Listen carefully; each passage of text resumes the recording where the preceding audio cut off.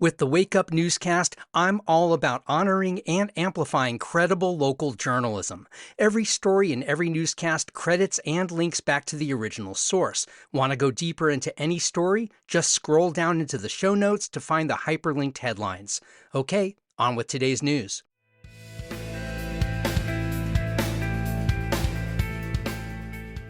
Wake up, Cincinnati. I'm Matt Peiken, and this is your local newscast for Wednesday, February 18th.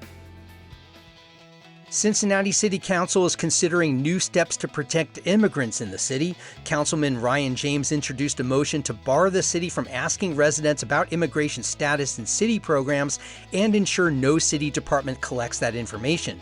Meanwhile, council is debating spending up to $300,000 to help immigrants facing deportation. The funding would provide legal aid, social services, and rights education. A Department of Homeland Security official criticized the proposal, saying the money should instead go to children living in poverty. Read more about this in The Inquirer. A Sharonville family is seeking legal help after a 23-year-old Senegalese man they hosted while he pursued asylum was detained by immigration authorities. Ousmane Fall, who moved to Greater Cincinnati in 2023, was arrested February 14th at an Arkansas way station and initially held at the Crittenden County Jail. Jail records show he was released the next day, but an ICE online locator indicates he remains in federal custody at an undisclosed location. Fall has a pending immigration case in Cleveland Immigration Court with no future hearings listed. You can read about this in The Inquirer.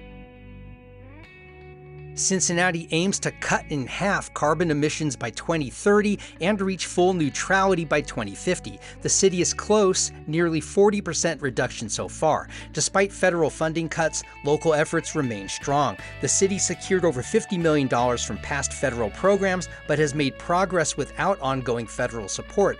Energy use, with rising costs and AI demands, is a top concern. To address this, Cincinnati is expanding solar on city buildings and regionally and exploring battery storage to ease peak demand. The city focuses on many small projects that together will drive progress. Read more about this at WVXU. Cincinnati is moving forward with a $540 million Marriott hotel near the convention center. Hamilton County commissioners will soon vote on a financing plan for $237 million in public funds, including state grants and city loans. The city loan is backed by bonds, repaid mostly through hotel taxes and fees, and carries a 3% rate. It could be forgiven if not repaid in 30 years. The project aims to boost convention business by adding needed hotel rooms after the center's recent update. Minority and union contractor participation is part of the agreement. Read more about this in the Cincinnati Business Courier. And the Reverend Jesse Jackson made notable visits to Cincinnati. In 1972, he opened a local chapter of Operation Push to promote economic opportunities for Black communities. In 2011, he supported Occupy Cincinnati protesters calling for social and economic justice. In 2018, he led a boycott against Kroger, criticizing the grocery giant for closing stores in minority neighborhoods.